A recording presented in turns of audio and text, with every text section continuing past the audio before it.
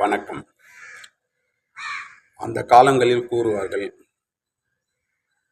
காவல்துறையின் மகன் திருடனாக இருப்பான் என்றும், மருத்துவரின் மகன் நோயாளியாக இருப்பான் என்றும் கூறுவார்கள். ஆனால் இப்பொழுது மருத்துவர்களே நோயாளியாக உள்ளார்கள். அதுபோன்றுதான் இப்பொழுது எனது பிரச்சனைகளை பற்றி, அதாவது சிறு வயதிலிருந்து எனது உடலில் உள்ள பிரச்சனைகளை நானே எப்படி சரி செய்து கொண்டேன். சில பிரச்சனைகளை தவிர்க்க முடியாமல் அதற்கு சிகிச்சை செய்ய வேண்டியது ஆயிற்று. அதாவது இது எதற்காக கூறுகிறேன் என்றால், உடற்பயிற்சி செய்வதனால் நான் இவ்வளவு நாள் ஆரோக்கியமாக இருந்துள்ளேன். அதை மக்களுக்கு தெரியப்படுத்துவதற்காகவே என்னுடைய பிரச்சனைகளை விளக்கமாக உங்களுக்கு சிலவற்றை கூறுகிறேன். எனக்கு சிறு வயது முதலே, அதாவது 7-8 வயது இருக்கும்போதே மூலம் பிரச்சனை இருந்தது, சிறு வயதிலிருந்தே. பிறகு நான் பணிக்கு செல்லும்போது வெல்டிங் ஷாப்பில் வேலை செய்தேன். அப்போது சம்மட்டி அடிப்பது இது போன்ற பணிகள் அதிகமாக இருக்கும். அப்போது இரத்த கசிவும் இருந்தது. அப்பொழுது சிகிச்சை அளிக்க வேண்டும் என்றதெல்லாம் எனக்கு தெரியாது. எனது பெற்றோர்களுக்கும் அவ்வளவு விவரம் கிடையாது. காலப்போக்கில் உடற்பயிற்சி அது இது என்று பலவற்றை செய்து கொண்டிருந்தேன். உடற்பயிற்சி செய்யும்போது அதிகமாக இது போன்ற பிரச்சனைகள் இருந்தது. பிறகு நானே உடற்பயிற்சி மூலம் இதை சரி செய்து கொண்டேன். மற்றும் உணவு முறைகளை ஏற்கனவே நான் கூறியிருப்பேன் சில பதிவுகளில். காலை 9 மணிக்குள் உணவு அருந்த வேண்டும். மாலை 1 அல்லது 1:30க்குள் உணவு அருந்த வேண்டும். பிறகு இரவு 7-8 மணிக்குள் உணவு அருந்த வேண்டும். உடலுக்கு தேவையான உணவுகளை அருந்தியால் இது போன்ற பிரச்சனைகளே இருக்காது. அதே போன்று உங்களுக்கு தேவையான உணவை எடுக்க வேண்டும். அதிகமாகவும் எடுக்கக்கூடாது, குறைவாகவும் எடுக்கக்கூடாது. சிலர் விரதம் இருப்பார்கள், அதையும் செய்யக்கூடாது. அதை நானே சரி செய்து கொண்டேன். எனக்கு எந்த பிரச்சனைகளும் இல்லை.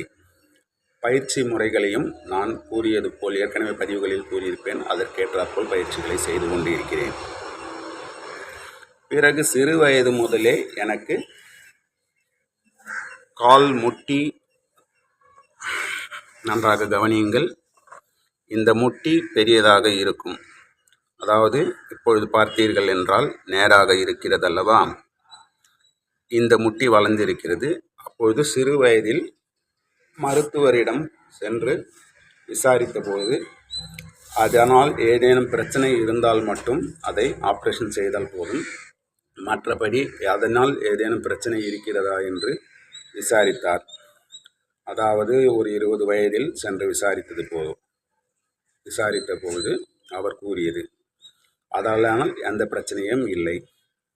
அதாவது இந்த முட்டி வளர்வதனால், அதாவது இப்பொழுது வளர்வது இல்லை, அது வளர்ந்து இருப்பதனால் கால் பாதம் அதிகமாக இருக்கும் பட்சத்தில்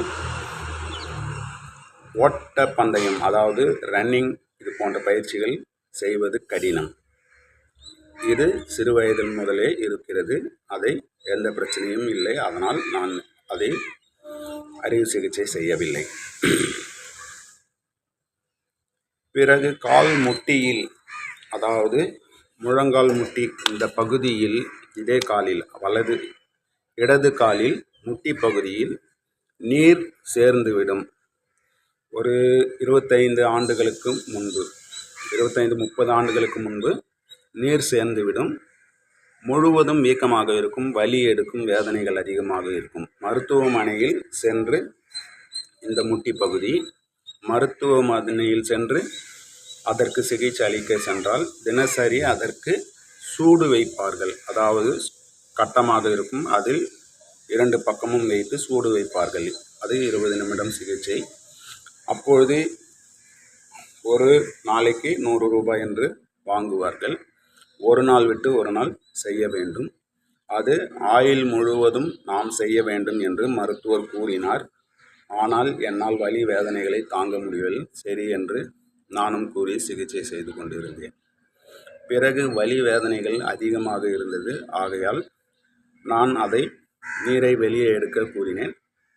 அதற்கு அவர், நீரை எடுத்தால் ஆயுள் முழுவதும் நீர் எடுத்துக்கொண்டே இருக்க வேண்டியதுதான் அப்படி என்று கூறினார். நானும் அதற்கு சம்மதித்து நீரை எடுத்தேன். பிறகு உடற்பயிற்சிகள் மூலம், அதாவது முட்டிகளுக்கு செய்ய வேண்டிய பயிற்சிகள், ஸ்குவாட் பயிற்சி, அதாவது இறைட்டை தோள்களில் வைத்து அமர்ந்து எழுந்திருப்பது, இது போன்ற பயிற்சிகளை செய்து அந்த பிரச்சனையை சீர் செய்தேன். அதற்கு பிறகு அந்த பிரச்சனை எதுவும் எனக்கு வரவில்லை. அந்த பயிற்சியையும் நான் அதன் மூலம் சரி செய்து கொண்டேன். பிறகு 2 முட்டிகளும் வலி எடுக்கும், மூட்டு வலி அதிகமாக இருக்கும். அதற்கு சென்று மருத்துவரை கண்டால் உடனடியாக அவர்கள் ரப்பர் போட சொன்னார்கள். அந்த ரப்பரை சில மாதங்கள் போட்டேன். பிறகு அதையும் எடுத்து போட்டு உடற்பயிற்சியின் மூலம் அதையும் சரி செய்து கொண்டேன். இப்பொழுது அந்த பிரச்சனையும் இல்லை.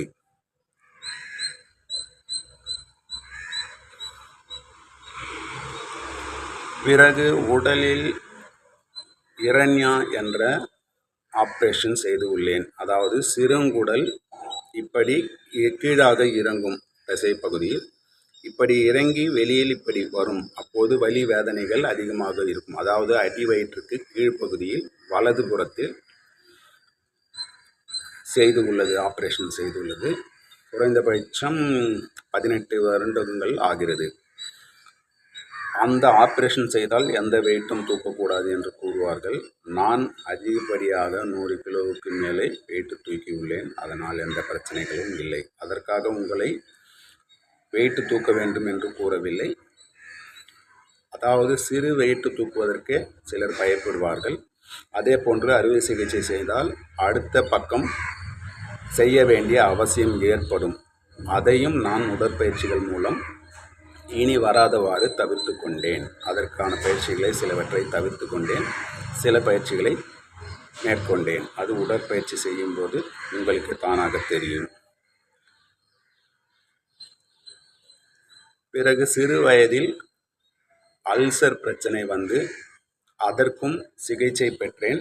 பிறகு நல்ல உணவுகளை எடுத்து காரமான உணவுகளை எல்லாம் தவிர்த்து அதையும் சரி செய்து கொண்டேன்.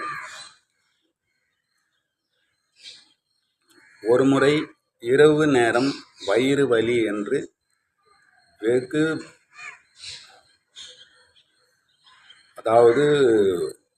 அதிகப்படியான வேதனையில் அவதிப்பட்டேன். மருத்துவமனைக்கு செல்லும்போது வலி உயிர் போகிறது.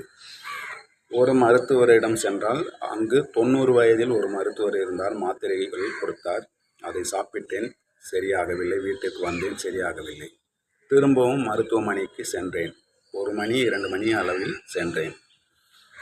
உடனடியாக அங்கு ஆப்ரேஷன் செய்ய வேண்டும். அதாவது கிட்னியில் கல் இருக்கும் அல்லது கிட்னியில் பிரச்சனை இருக்கும். உடனடியாக மருத்துவமனையில் அங்கு அட்மிட் செய்து பிறகு காலையில் உடனடியாக ஆப்ரேஷன் செய்ய வேண்டும் என்று மருத்துவர் கூறினார். எனக்கு வலி வேதனைகள் தாங்க முடியவில்லை. அதனால் அந்த பிரச்சனையை உடனடியாக சரி செய்யுங்கள் என்று கூறினேன். அப்பொழுது மாத்திரை மருந்து கொடுத்தார். அதில் சரியாகிவிட்டது. அப்போது எனது சகோதரர் கூறினார், சரி, நான் மருத்துவமனை வீட்டிற்கு அழைத்து செல்கிறேன், காலையில் கொண்டு வருகிறேன் என்று வந்துவிட்டோம். அதன் பிறகு எனக்கு அந்த பிரச்சனை இல்லை. பிறகு அதை பற்றி வேறு ஒரு மருத்துவமனைக்கு சென்று விசாரித்தேன், பெரிய மருத்துவமனையில். அப்போது ஸ்கேன், எக்ஸ்ரே எல்லாம் எடுத்து பார்த்து அந்த பிரச்சனை எதுவும் கிடையாது. எந்த மருத்துவர் சொன்னார், ஆப்ரேஷன் செய்ய வேண்டும் என்று எதற்கு கூறினார், அவர் மீது வழக்கிடலாம் என்று அந்த மருத்துவர் என்னை கூறினார். சரி, வேண்டாம் என்று விட்டுவிட்டேன். அந்த பிரச்சனை எதனால் வந்தது என்றால், உடற்பயிற்சிகள் சில நாள் நிறுத்தி வைத்திருந்தேன். அப்போது அந்த மசில்கள் நம்மை உடற்பயிற்சி செய்ய சொல்லி தூண்டுகிறது. பிறகு உடற்பயிற்சி செய்தேன். அந்த பிரச்சனையும் தீர்ந்து விட்டது.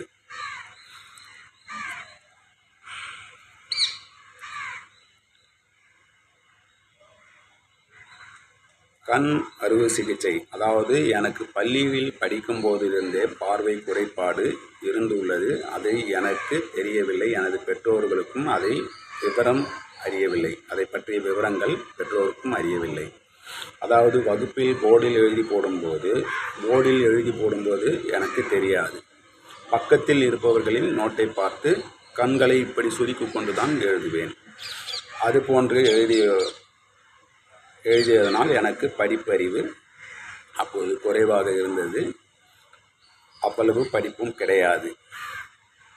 அந்த பிரச்சனை எப்பொழுது எனக்கு தெரிய வருகிறது என்றால், பள்ளி படிப்பை, அதாவது 10வது வரை படித்தேன். சர்டிஃபிகேட் வாங்கும்போது அந்த ஆசிரியர், அதாவது எனக்கு வகுப்பாசிரியராக இருந்தவர்கள் எனக்கு அப்பொழுது கூறுகிறார்கள், உனக்கு பிரச்சனை இருக்கிறது, இந்த பிரச்சனையை உடனடியாக சென்று கண் மருத்துவமனையில் கண்ணாடி போட வேண்டியது இருக்கும் என்று.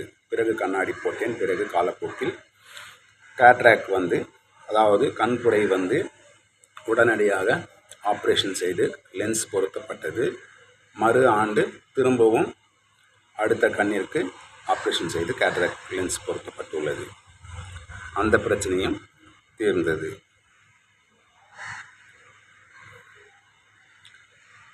பிறகு எனது உடலில் வலது கை வலது கால், அதாவது 6/5 தேதி 5ஆம் மாதம் மே மாதம் 2022 ஆண்டு எனக்கு வலது கை கால் செயலிழந்து விட்டேன். உடனடியாக மருத்துவமனைக்கு சென்றேன். அங்கு சிகிச்சை பெற்று பிறகு அதையும் எனது முயற்சியால் இன்று உங்கள் முன் நின்று நான் உங்களுடன் பேசிக்கொண்டிருக்கிறேன். அதை பற்றிய விளக்கங்கள் உங்களுக்கு அடுத்த பதிவுகளில் கூறுகிறேன். அந்த வலது கைகால் விழுந்ததிலிருந்து 2-3 நாட்களுக்கு, அதாவது படுக்கையை விட்டு எழுந்திருக்க முடியாது, முழுவதும் செயலிழந்திருந்தது. ஆனால் மறுநாளிலிருந்தே எனக்கு என் வேலையை செய்வதற்கு கடினம் இருந்தாலும் முயற்சி செய்து நானே அடுத்தவர்கள் வருவதற்கு முன்பாக நான் செய்து கொள்வேன். முழுவதும் எனது சகோதரர்கள் தான் உறுதுணையாக இருந்தார்கள். அதன் பிறகு 3 முறை மருத்துவமனையில் அந்த பிரச்சனைக்காக நான் மருத்துவமனையில் அட்மிட் ஆனேன். அந்த பிரச்சனையில் 3வது முறை எனக்கு எலும்பு தேய்மானம் இருப்பதாக ஒரு பிரச்சனை கடைசியாக உருவானது. அதாவது எனது விரல்களின் இந்த பகுதியை பாருங்கள், இந்த பகுதி குழியாக இருக்கும், தெரிகிறதா உங்களுக்கு? இப்படி தரையில் கை வைத்தோம் என்றால் இந்த பகுதியில் எனக்கு உடலின் பலம் செல்லாது. இந்த 4 பகுதியும் உள்ளம் கை மட்டுமே செல்லும். என்னால் கீழே இருந்து ஒரு பொருட்களை எடுப்பது கடினம். ஒரு கிளாஸில் தண்ணியை எடுத்து இப்படி நாம் பிடித்தோம் என்றால் இந்த விரல் உருளும். அதாவது எனக்கு சிட்டைக்கு போட முடியாது. நன்றாக கவனியுங்கள். சிட்டைக்கு நம் இப்படி திருப்புவோம், இது விரல் எனக்கு இப்படி திரும்பி விட்டது. அதனால் எனக்கு சிட்டைக்கு போட முடியாது. இந்த ஒரு பிரச்சனையும் உருவானது. இப்பொழுது எனது பிரச்சனைகள், அதாவது வலது கை கால் விழுந்தது, அதற்கான சிகிச்சையும் இந்த எலும்பு பிரச்சனைக்கான தீர்வையும், அதாவது எலும்பு பிரச்சனை என்றால் ஹிரமியா என்று அது ஒரு பிரச்சனை. அதை நீங்கள் நெட்டில் போட்டு பார்த்தால் அதனுடைய முழு விவரங்களும் அறிய வரும். அதற்கு மருத்துவம் கிடையாது, எந்த மருந்து மாத்திரைகளும் கிடையாது. நாம் பயிற்சியின் மூலமே அதை தற்காத்து கொள்கிறோம். அதாவது சிகிச்சை என்று ஒன்றும் இல்லை. அந்த பிரச்சனையை அதிகப்படியாக ஆகாமல் அதை தடுத்து கொள்கிறோம், உணவு முறைகள் மூலமும் பயிற்சிகள் மூலமும். எனது முகங்களை பார்த்து நீங்கள் ஏதேனும் கேள்விகள் கேட்பீர்கள் என்று நான் காத்திருந்தேன். யாரும் எந்த கேள்வியும் கேட்கவில்லை. அதனால் எனது பயிற்சிகள் எந்த அளவுக்கு முக்கியம் என்பதை மக்களுக்கு விளக்குவதற்கே நான் இந்த பதிவினை உங்களுக்கு அளித்துள்ளேன்.